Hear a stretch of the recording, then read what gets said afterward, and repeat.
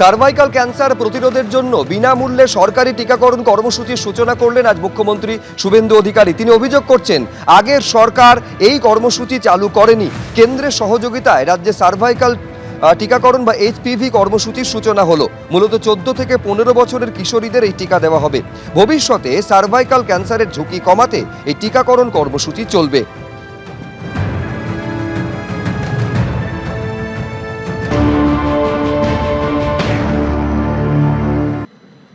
এই মুহূর্তে রাজ্যের 235টি স্বাস্থ্যকেন্দ্র, যার মধ্যে মেডিকেল কলেজ, মহকুমা হসপিটাল, গ্রামীণ হসপিটাল এবং ব্লক স্বাস্থ্যকেন্দ্র রয়েছে।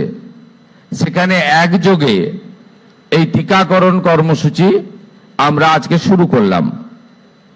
মহিলাদের যত ধরনের ক্যান্সার হয় তার মধ্যে এটি দ্বিতীয় বিপজ্জনক। স্বাভাবিকভাবে এই কর্মসূচির মধ্য দিয়ে আমাদের এই রাজ্যের 14 বছর বয়সী কিশোরীরা উপকৃত হবেন। মাননীয় ভারত সরকারের স্বাস্থ্যমন্ত্রী জগৎ প্রকাশ নাড্ডাকে আমি ধন্যবাদ জানাবো। তিনি আমাদের 7,72,650 ডোজ টিকা দিয়েছেন, যা আমরা বিনামূল্যে এই প্রতিষেধক বা টিকাকরণের কর্মসূচি আমরা শুরু করতে পারবো।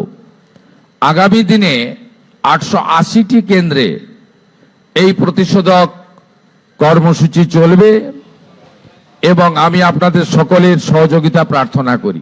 এখানেই শেষ নয়, স্বাস্থ্যক্ষেত্রের জন্য আরো একগুচ্ছ ঘোষণা মুখ্যমন্ত্রী শুভেন্দু অধিকারী করেছেন। তিনি বলছেন, রেফারের সংখ্যা স্বাস্থ্যক্ষেত্রে কমানো হবে, স্বাস্থ্যক্ষেত্রে আরো বেশি চিকিৎসক এবং স্বাস্থ্যকর্মীদের নিয়োগ করা হবে। উত্তরবঙ্গে একটি এইমস তৈরি করা হবে, জেলায় জেলায় মেডিকেল কলেজ তৈরি হবে। আলিপুরদুয়ার, কালিম্পং, দক্ষিণ দিনাজপুর, পশ্চিম বর্ধমান এই 4টি জেলায় মেডিকেল কলেজ গঠন করা হবে।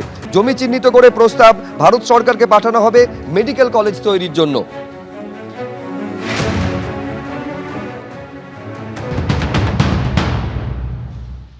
স্বাস্থ্য ক্ষেত্রে আরো ডাক্তার, আরো স্বাস্থ্যকর্মী, আরো নার্স, সিনিয়র এবং জুনিয়র, আরো আমাদের যারা টেকনিক্যাল অ্যাসিস্ট্যান্ট রয়েছে, এই নিয়োগও স্বচ্ছতার সঙ্গে মেধা অনুযায়ী 100 পয়েন্ট রোস্টার মেনে একাডেমিক এবং কৃতি যারা আছেন তাদেরকে আমরা নিয়োগের ব্যবস্থা করছি।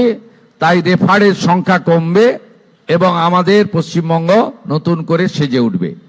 আমরা উত্তরবঙ্গে একটি এইমস করার জন্য জায়গা নির্বাচনের কাজ করছি। প্রধানমন্ত্রীর যে কস্ট শেয়ারিং ভিত্তিতে জেলায় জেলায় একটি মেডিকেল কলেজ, এই রাজ্যে অনেকগুলি জেলায় সম্পূর্ণ হয়েছে। 4টি জেলা বাদ ছিল, আলিপুরদুয়ার, কালিম্পং, দক্ষিণ দিনাজপুর এবং পশ্চিম বর্ধমান।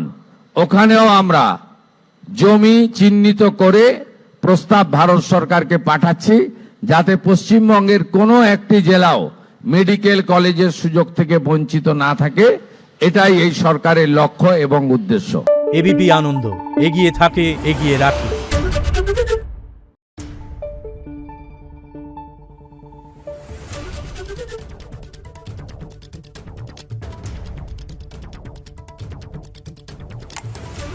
Thank you.